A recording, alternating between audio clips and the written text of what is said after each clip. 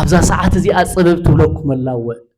ኣብዛ ሰዓት እዚኣ ጭንቕ ትብላለኽንወ ኣብዛ ሰዓት እዚኣ ፍርሕ ትብዕ ትብለለኹም ደቀይ እወ ንሕና እውን ኣቦታትኩም ንጭነቕ ንፈርሕውን ዳግም ካልእ ኸይንርኢ ንነብዕውን ደቀይ ሕዚ እውን ፈተናና ብቐሊሉ ዘወግድ ኣምላኽ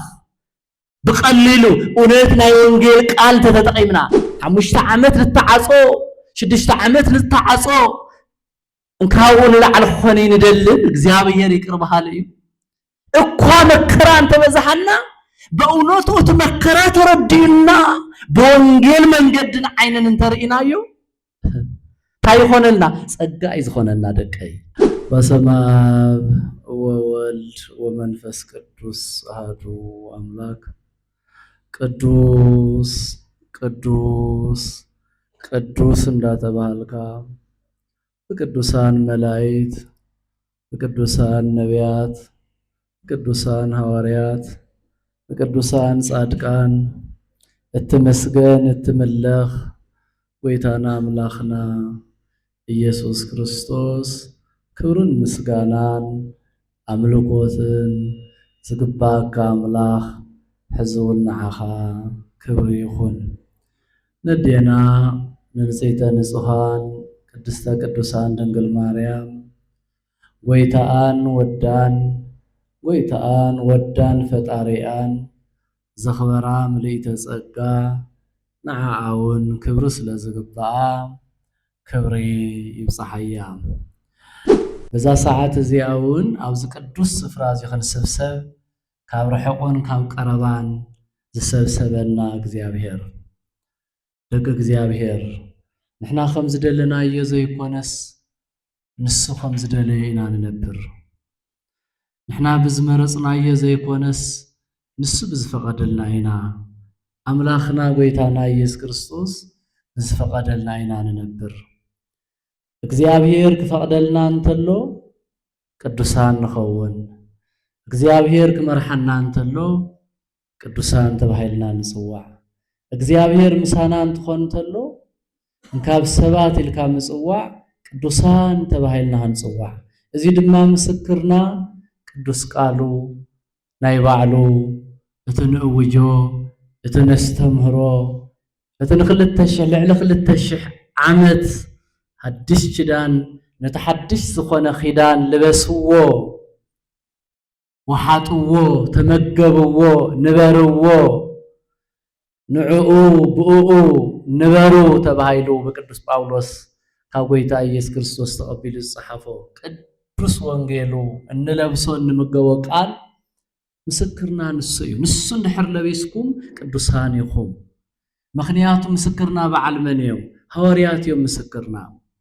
ምስክርና በዓል መን እዮም እቶም ጻድቃን ኮይኖም ኣብ እግዚአብሔር ይነብሩ ኢልና ንኣምነሎም ቅዱሳን እዮም ምስክርና በዓል መን እዮም ንጽይተ ንጹሃን ቅድስተ ቅዱሳን ድንግል ማርያም እያ ኣብ እግሩ ዝወዓለት ኣብ መከርኡ ዝተረኸበት ኣብ ተሓጓስውን ዝነበረት ወንጌልን ዝተመገበት ቅዱስ መንፈስ ከሓድራ ጸጋ ዝተመልአኽ ተባሂላ እግዚአብሔር ዝዓደላ እዚኣቶም እዮም ምስክርኛ የውልና ቅድሜና ዘርአዩና ነቲ ሐዲስ ብእሲ ዝለበስዎ ነቲ ቅዱስ ወንጌል ዝተመገብዎ ዝነበርዎ ምስተጸውዑ ድማ ቅዱሳን ተባሂሎም ምስተጸውዑ ድማ ሐዋርያት ተባሂሎም ምስተጸውዑ ድማ ውልደ እግዚአብሔር ተባሂሎም ደቀይ እዚኣ ንምድላይ ናውዚ ንመላለስ ዘለና ካልእ ኣይኮነን ናይ ዓለም ሓደ ነገር ንረኽበሉ ነገር የለን ርግጥ በረከት ንረክብ ኢና ዕድሜና ይባረኽ እዩ ሰላም ይመጸልና እዩ እንጀራና ይባረኽ እዩ ዕድሜና እውን ይባረኽ እዩ ካብኡ ንላዕሊ ግን እቱ ሓድስ ኪዳን ዝተባሃለ ስሌና ኢሎም ቀራንዮ መስቀል ዝዋዕለ ንዕኡን ንምጋቢና ንመጽእ ናውዚ ደቂ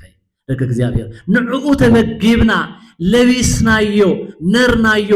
ግርማ ሞገስ ተሰሚዕና ህይወትና በደስታ ተመልኡ ንኽኸይድ ኢናው ዝመጽእ ነዚዩ ኣነ ሕዚ ካልኦት መጽሓፍተ ልዒለ ክነግረኩም ኣይደልን ክብለኩም ዝደሊ ግን ንምንታይ ኢና ናይ ወንጌል ኣዋጅ ኢልናዮ ሎማዓንቲ ድዩ ዝእወይ ዘሎ ሎማዓንቲ ድዩ ዝጅመር ዘሎ ሓድሽ ድዩ እዝጎ ሓድስ ኪዳን ክበሃል እንተለኮ ልዕሊ 2000 ዓመት ቆፂሩ እዩ ግን ኩሉ ግዜ ህይወት እቲ ቃሉ ሓድሽ እዩ ክትሰምዖ እንተለኻስ ምግቢ እዩ ክትርድኦ እንተለኻስ ህይወት እዩ ከፍልካ ክትንዎ እንተለኻስ ምቁር እዩ ጥዑም እዩ ውሽጥኻስ መንፈስ ስምዒት ኣለዎ ኩሉ ግዜስ ሓድሽ ኩሉ ግዜስ ጥዑም ኩሉ ግዜስ ተስፋ ኩሉ ግዜስ ህይወት ይስማዓካ ይገርመኩም ለዚ በዚ እንታይ ይባሃል ሓድስ ኪዳን ኩሉ ግዜስ ሓድስ ኪዳን ይባሃል ሓደ ገጹ ካሊእ ብሉይ ሓሊፉ ስለዘሎ ካሊእ ሓድሽ ህይወት ስለዝመፀ ብኢየሱስ ክርስቶስ ንዕኡ ሓድስ እንዳበልና ንፅውዖ በዚ መሰረት ብምግባር ሎማዓንቲ እንታይ ርእሲ ሂብናዮ ወንጌል አዋጅ ወይ ድማ ስብከት አዋጅ ኢልናዮ ንምንታይ ከም ኢልናዮ ትማሊ እቲ ዝእውጅ አምላኽ ወይ ዝእውጁ አካላት ዝልእኽ አምላኽ ተሲኡ ተቀቢሩ ተሲኡ አሪጉ መንፈስ ቅዱስ ልኢኹ እንዳበልና ኢና መፂና ትማሊ ድማ እንታይ ኢልና ተልእኮ ልኢኹ ኢልና እንታይ ክገብሩ ክእውጁ ክነግሩ ክመስክሩ አይን እቲ ሓድስ ኪዳን እቲ ህይወት እቲ ተስፋ እቲ ብርሃን ዮሐንስ ወንጌል ምዕራፍ 8 ቁጥር 12 ተሪኽሞ እንታይ ኢሉ ዘሎ አነ ውእቱ ብርሃኑ ለዓለም አነ ውእቱ ነዚ ዓዲ ዘይበለን አነ ውእቱ ነዚ ዜጋ ዘይበለን አነ ውእቱ ነዚ ትውልድ ዘይበለን አነ ውእቱ ነዚ ወይ አፍሪካ አውሮፓ ኢሉ ኢትዮጵያ ኢሉ አይፈለየን እንታይ ዳ በለ አነ ውእቱ ብርሃኑ ለዓለም ንዓይ ዝጥምት ምሳይ ዝነብር ብኣይ ዝነብር ንሱ ከቶ ጸልማት ኣይረኽቦን ኢሉ እንታይ ዳ ህይወት ይረክብ ኢሉ ንመዓዘ ንዘለዓለም ህይወት ይረክብ አየናይ እቲ ናይ ዘለዓለም ብርሃን ዝኾነ ጎይታና አምላኽና ኢየሱስ ክርስቶስ እቲ ነቶም ጻድቃን ዝቀደሰ እቲ ነቶም ሐዋርያት ዝለኣኸ ንድንግል ማርያም ጸጋ ዝመልአ በረከት ዝዓደለ ህይወት ንኹልህና ዝሃበ ካብ ጸልማት ዘውፅአ እንካብ ኃጢአት ዘንጽሐ ኃጢአትና እንካባና ነጺሉ ናብ ዘለዓለም ጉድጓድ ዘእተወ ናዕና ናብ ከፍ ዘበለ አምላኽ ሕዝውን ፈተናና ብቀሊሉ ዘወግድ አምላኽ ብቀሊሉ እውነት ናይ ወንጌል ቃል ተተጠቂምና እውነት ናይ ሓቂ ቃል ተተጠቂምና እውነት መከራና ብጸጋን ተተቀቢልናዮ 5 ዓመት ልተዓጾ 6 ዓመት ልተዓጾ እንካው ንላዕል ኾነ ንደልን እግዚአብሔር ይቅር በሃል እዩ እኳ መከራ እንተበዛሐና በእውነቱ እቲ መከራ ተረዲና በወንጌል መንገድን ዓይንን እንተርኢናዮ እንታይ ይኾነልና ጸጋ እዩ ዝኾነና ደቀይ እዚኣ ናይ ዕለቱ ግዜ እያ ብህፃንነትና ንኺድ ምስ አረግና ንኺድ ኣብ ማእኸል ንኺድ እንተነበርና ንእግዚአብሔር እንተኸድና ንእግዚአብሔር ኢና ደቀይ በዚ ተስፋ ክንቆርጽ የብልናን ኣይሕምምን ማለት ኣይኮነን ሰባት ኢና ኣይኸፍአናን ማለት ኣይኮነን ስጋ ለቢስና ኢና ብመንፈስ ኣይተካሃናን ብመንፈሱ ነይበርታዕናን ገና ዝተረፈና ነገራት ኣሎ እቲ ቅዱስ ወንጌል በአግባቡ ኣይወሓጥናዮን ኣይለበስናዮን ለዚ ክንፈርሕ ንኽእል ክንጭነቕ ንኽእል ደቀይ ደቀ እግዚአብሔር ደቀይ እግዚአብሔር ዝፈትወኩም ንእግዚአብሔር እትፈቱ ተምልኹ ደቀይ ኣብዛ ሰዓት እዚኣ ጽበብ ትብለኩም ኣላወ ኣብዛ ሰዓት እዚኣ ጭንቕ ትብላለኽንወ ኣብዛ ሰዓት እዚኣ ፍርሕ ትብዕ ትብለለኹም ደቀይ እወ ንሕና እውን ኣቦታትኩም ንጭነቕ ንፈርሕውን ዳግም ካሊእ ኸይንርኢ ንነብዕውን ደቀይ እወ ንጭነቕ እወ ንፈርሕ ግን ንኣምን ኢና ግን ተስፋ ይንቆርጽን እቲ ዝለበስናዮ ጎይታ ኢየሱስ ክርስቶስ ካብ ጸልማት ከም ዘውፃና ንኣምን ኢና ካብ መከራ ከም ዘላቕቐና ንኣምን ኢና ኣነ ናይ ዓለም ብርሃኔ ናባይ ዝመጽእ ንሱ ጸልማት ኣይረኽቦን ህይወት ዝረክብ ስለዚ ህይወት ክንረክብ ኢና ኣብዚ ነርፍል ዘለና ደቀይ ሙቆቱ ክኢልኩም ስራሕኩም ገዲፍኩም ሓሳብኩም ሰብሲብኩም خفدوا كايتولون انت مقوكم انت تجنقكم انت تدولكم ملأخت تتلأخلكم ملأخت تتصحفلكم نقويتان إيس كريستوس جزيهبكم مو نأملاخكم جزيهبكم مو نناي وانجيل أواج جزيهبكم مو نناي وانجيل مسكر جزيهبكم مو كتو أنس كمي جرخ مسكنكم استنا أملاخنا مسكنوا استنا أملاخنا مسكنوا يوحنس وانجيل كمسكرن تلون تايدي زبالة ناي مجمريا بالسرات نسه ومنس مقرت منقسة سميات اندابله كزورن تلو نسو يتأواج ناي وانجيل اتو زادحن قويتها يمسألو أنا قل ملكت يريئكم اللخو اتو هيوات زخونا قويتها يمسألو من اتو ناي زلعالم برهان اتو ناي عالم برهان اتو ناي كل هيوات اتو ناي كل مدحانيت امود ما واقاز غفل أملاك أبقراني مسكال سكال أملاك بفقادو ማንም ጉልበት ረኺቡ ዘይሓዞ በፈቃዱ ተሕት ዝበለ በፈቃዱ ዝመፀ